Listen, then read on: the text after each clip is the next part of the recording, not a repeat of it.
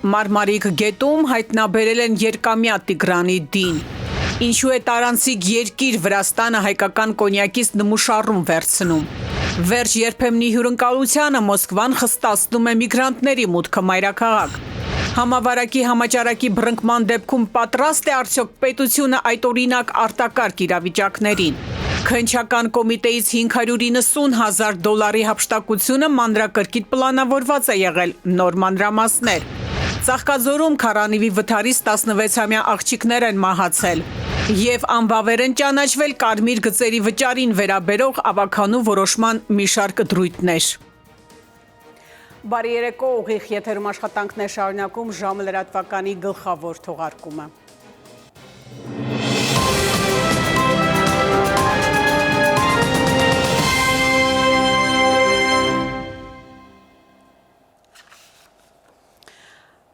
Օր շարունակ հայաստանցիները շունչը պահած սպասում են երկուամյա Տիգրանի հայտնաբերմանը։ Հրաշքի և բարի լուրի ակնկալիքները ավաղ չարդարացան։ Փոքրիկ Տիգրանի դին փրկարար ծառայության աշխատակիցները այսօր հայտնաբերել են Մարմարիկ գետում Հրազդանի ջեկի մոտակա կամրջի մոտ։ Հիշեցնեմ, երեխան տան մերձակատարածքից անհետացել էր մայիսի 4-ին, որոնողական փրկարարական աշխատանքներին բազմաթիվ փրկարարներ և շարքային քաղաքացիներ էին մասնակցում։ Երեխայի մարմնի վրա արտաքին զննությամբ բռնության հետքեր չեն հայտնաբերվել։ Մարմարիկում այսօր առավոտից սուգ է։ Ուղիղ 20 օր առաջ Մարմարիկի ողբերգական դեպքը ցնցեց ամբողջ հանրապետությունը։ Մարմարիկ գետի հարևանությամբ գտնվող տներից մեկի մերձակա տարածքից էր անհետացել Տիգրանը։ Ծնողները վերջին անգամ տեսել էին խաղալիս։ Մինչև անհետացումն էլ 4-ամյա քույրն է եղել փոքրիկ տղայի հետ։ 2 տարեկան Տիգրանին օրեր շարունակ հարյուրավոր փրկարարներ էին որոնում։ Տեղանքի անհասանելի մասերը զննելու համար տարածքում աշխատում էին անօդաչու թռչող սարքերը։ Գործի էին դրվել բոլոր հնարավոր ռեսուրսներն ու միջոցները որևէ հետ գտնելու համար։ Օդից նկարում էին տեղանքը, սուզվում ջուրը, շարունակում որոնումները նաև գետնի վրա։ Որտեղ ու ինչպես հաշված վայրկյանների ընթացքում անհետացավ երեխան հարցին, պատասխան չունեին ոչ ծնողները, ոչ էլ փրկարարները։ Չէին բացառում նաև առևանգման վարկածը։ Փոքրիկ տղային փնտրում էին բոլոր ուղություններով, գնում բոլոր հնարավոր վարկածների հետքերով։ Ճարպիկ երեխա է։ Այստեղ գետ չէր ասի ինքը։ Գետն այդքան էլ մոտիկ չէ, որ միանգամից ընկնել գետ, ասեն, պատկերացրեք, ես ընկնել միջև ինչքան հատված կա։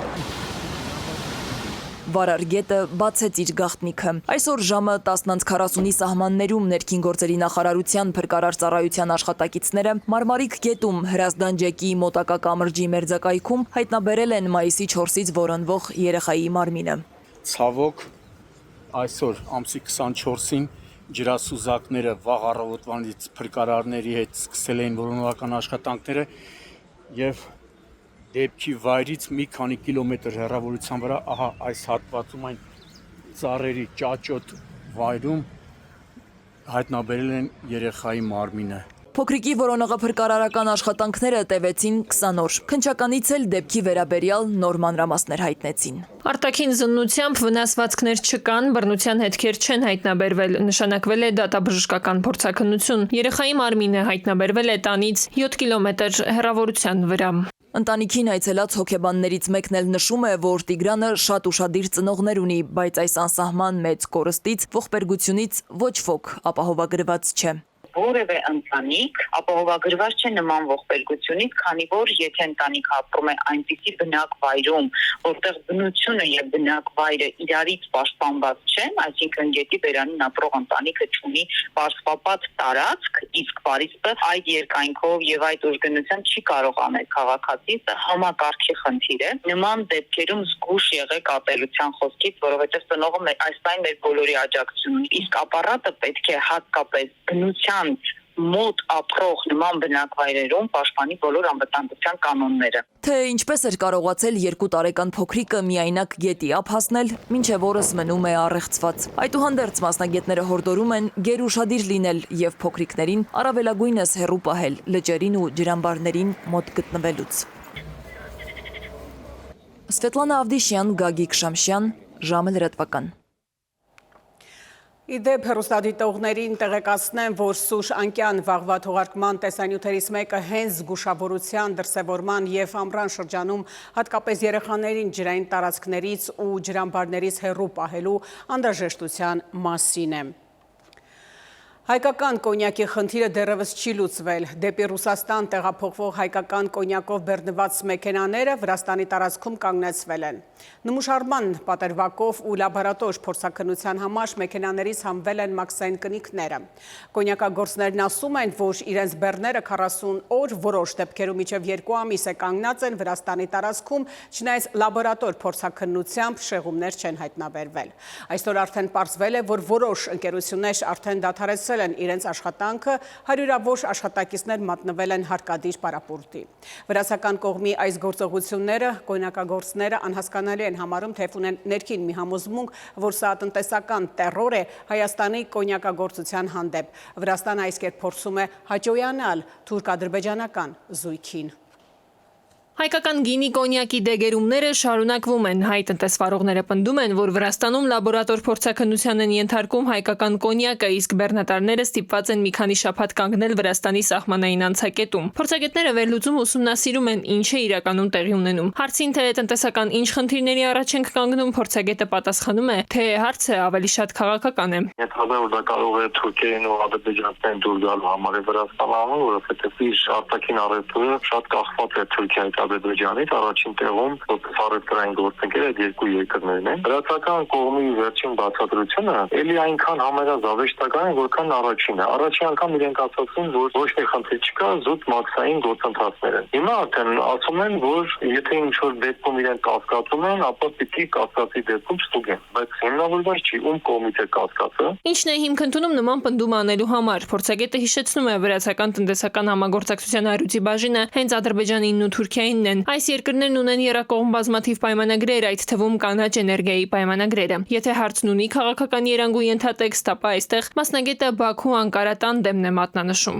Ասում է, այսպիսով հայկական կողմի վնասներն ակնհայտ են, մեր գինի կոնյակի արտահանման շարունակական խնդրեմը կարող է սոցիալական լուրջ խնդիրներ առաջացնել, նաև խաղողի մթերման հարց առաջ կգա։ Վրաստանի ներմուծումը կազմում է 11 միլիարդ դոլար։ Այդ 11 միլիարդ դոլարի մեջ մոտավորապես 3.5 միլիարդը բաժին են գնում Թուրքիայի և Ադրբեջանի։ Այսինքն 30%-ից ավել է ներմուծման կախված է Թուրքիայի Ադրբեջանից։ Նույն ձևով եւ այդտեղ նաև էներգետիկներ։ Բայց տարածաշրջանի հարցերի փորձագետն էլ կարծում է իսկապես կարող են տեխնիկական խնդիրներ լինել, քանի դեռ չկա կոնկրետ հիմնավորում, դժվար է նաև որոշակի պնդումներ անել։ Ամեն դեպքում շարունակում է հայտնի իրողությունը Վրաստանի տնտեսական կախվածությունը մեր մյուս երկու հարևաններից։ Այն հարցերում, երբ Թբիլիսին կցանկանար օրինակ հավասարակշռված դիրք որդեգրել, օրինակ Հայաստանի կամ Իրանի հետ հարաբերություններում, կարծես հաշվի է նստում Ադրբեջանի եւ Թուրքիայի ցանկությունների հետ, բայց այնուամենայնիվ վրացական կողմի մոտ կարծում եմ չկա տրամադրվածություն հակահայկական կամ հակաիրանական ինչ-որ գործողությունների։ Իրենք էլ նշում են, որ Թուրքիայի հետ ունեն լավ հարաբերություններ, Ադրբեջանի հետ հարաբերությունները նույնպես հրաշալի են, եւ եթե հետևենք Վրաստանի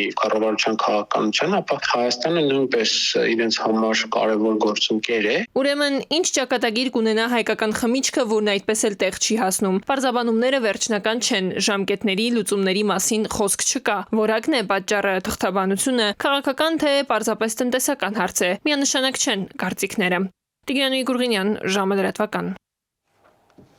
Բաքվում ընթացող Արցախի գերեվարված առաջնորդների դատավարության հերթական նիստում հարցաքննվել է Արցախի նախկին նախագահ Արայք Հարությունյանը։ Ադրբեջանական լրատվամիջոցների տեղեկացմամբ Հարությունյանը խոսել է 2020 թվականին Հայաստանի և Լեռնային Ղարաբաղի անվտանգության խորհուրդների համատեղ նիստին մասնակցելու մասին։ Նա ասել է, որ 2020 թվականին ցանկանում էր բանակցել Ադրբեջանի հետ և վերջնական համաձայնության հասնել։ Հաջորդ դատական նիստը կկայանա մայիսի 26-ին։ Արմենիայում լրատվական երեկոն շարունակվում է, կհանդիպենք քիչ անց։ Վերջ երբեմնի հյուրընկալությանը Մոսկվան խստացնում է միգրանտների մուտքը մայրաքաղաք։ Համավարակի համաճարակի բռնկման դեպքում պատրաստ է արդյոք պետությունը այդօրինակ արտակարգ իրավիճակներին։ Քննչական կոմիտեից $590,000 հափշտակությունը մանրակրկիտ պլանավորված է եղել, նոր մանրամասներ։ Ծաղկաձորում քարանիվի վթարից 16-ամյա աղջիկներ են մահացել։ Եվ անվավեր են ճանաչվել կարմիր գծերի վճարին վերաբերող ավականու որոշման մի շարք դրույթներ։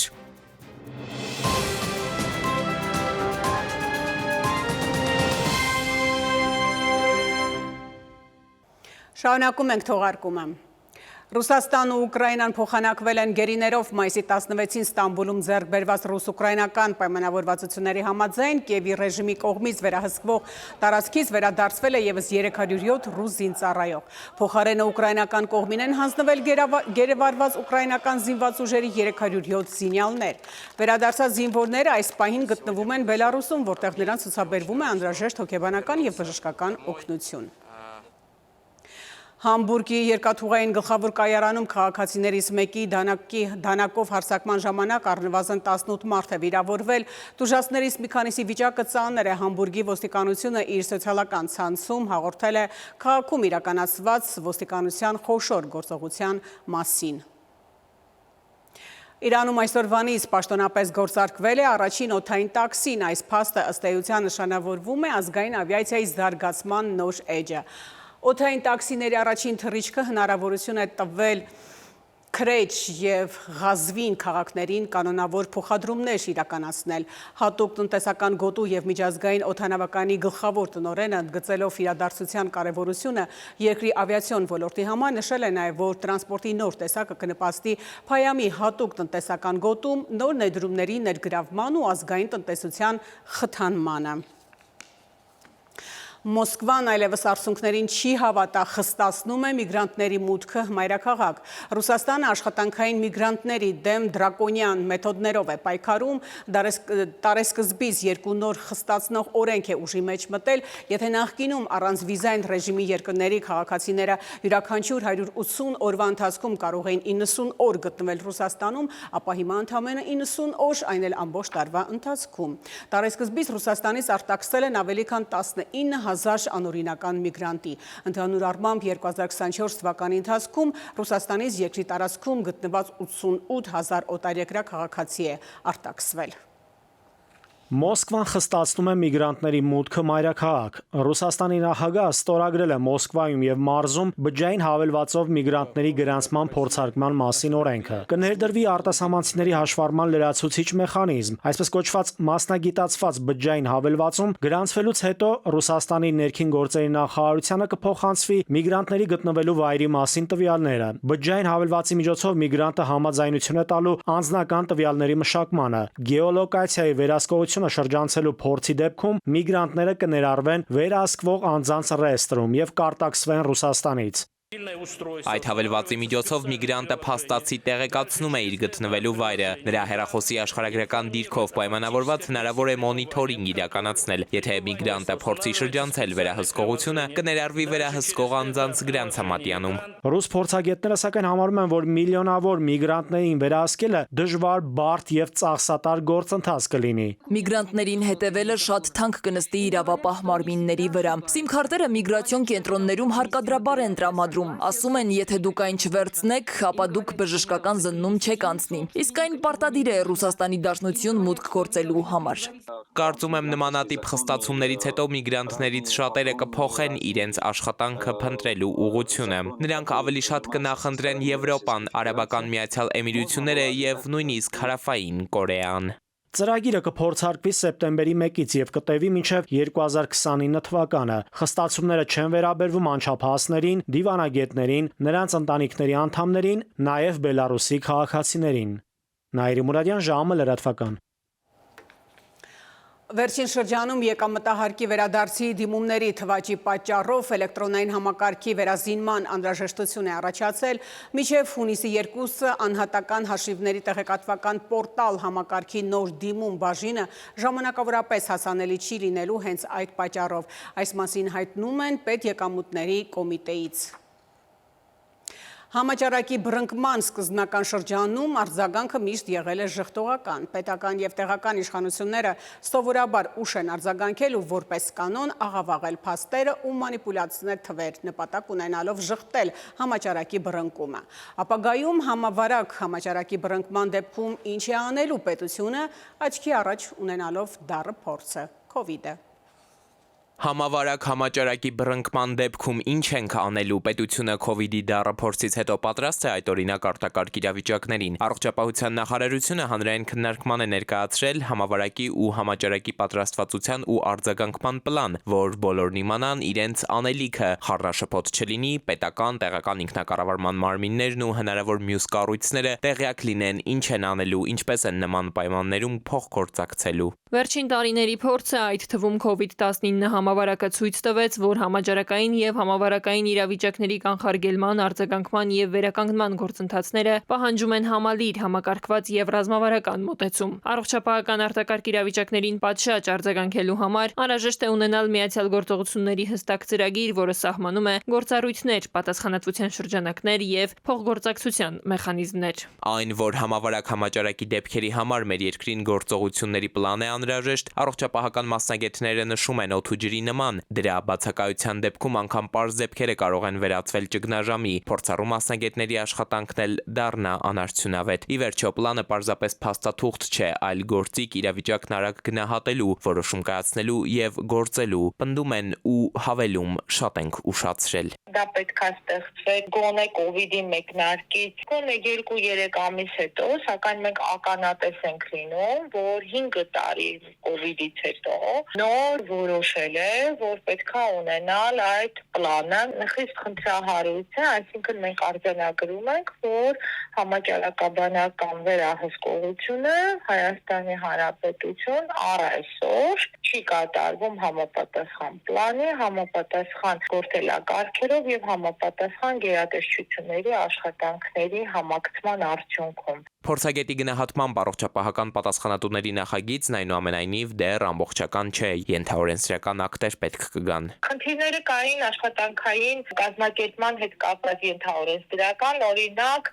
հստակ գործողությունների թերացում կար տեսչական մարմինների հետ կապված, ունենալի անվտանգության տեսչության, առողջապահության տեսչության եւ նաեւ թիմ կառույցների կապված էր աշխատանքային ավելի քիչ ընդգրկվածության հետ։ Իդեպ Գեղարքունիքի Չկալովկա գյուղում բրուցելոզի դեպքեր են գրանցվել։ Սննդամթերքի տեսչականից փոխանցում են իրավիճակն առայժմ վերահսկելի է։ Հիվանդ կենդանիներին հարկադիր սպանդի են ենթարկել, ախտահանել։ Էդուարդ Պողոսյան, ժամը լրատվական։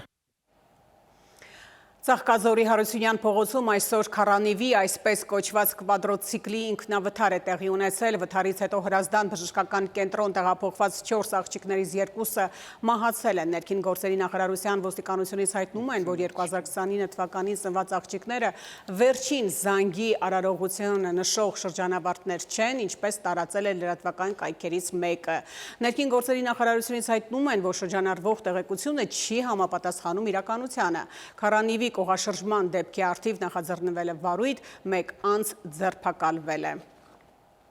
Աննախադեպ ու արտառոց գողությունը բացահայտվեց քննչական կոմիտեից գողացված $590,000 գումարի մեծ մասը, $578,800 հայտնաբերվել է։ Պարզվել է նաև խմբի անդամների ինքնությունը, նրանց դերաբաշխումը, ինչպես նաև հափշտակության մեխանիզմը ու գումարի պահման վայրերը։ Հանցանք կատարած անձինք ձերբակալվել են, տվել խոստովանական ցուցմունքներ։ Նախաքննությունը շարունակվում է, ձեռնարկվում են միջոցառումներ մնացած $11,200 գումարը հայտնաբերելու ուղղությամբ։ Երևանի քաղաքապետի խոսնակ Հայկ Կոստանյանը հայտնում է, որ մայիսի 23-ին վարչական դատարանը Երևան քաղաքի կարմիր գծերի համար սահմանված տեղական վճարին վերաբերող ավագանու որոշման մի շարք դրույթներ անբավեր ճանաչելու որոշում է կայացրել։ Խոսնակը նաև տեղեկացրել է, որ Երևանի քաղաքապետարանի կողմից նշված որոշումը բողոքարկվելու է։ Արմենիայի ուղիղ եթերում լրահոսը սպառված է, շնորհակալություն ուշադրության համար, ցտեսություն։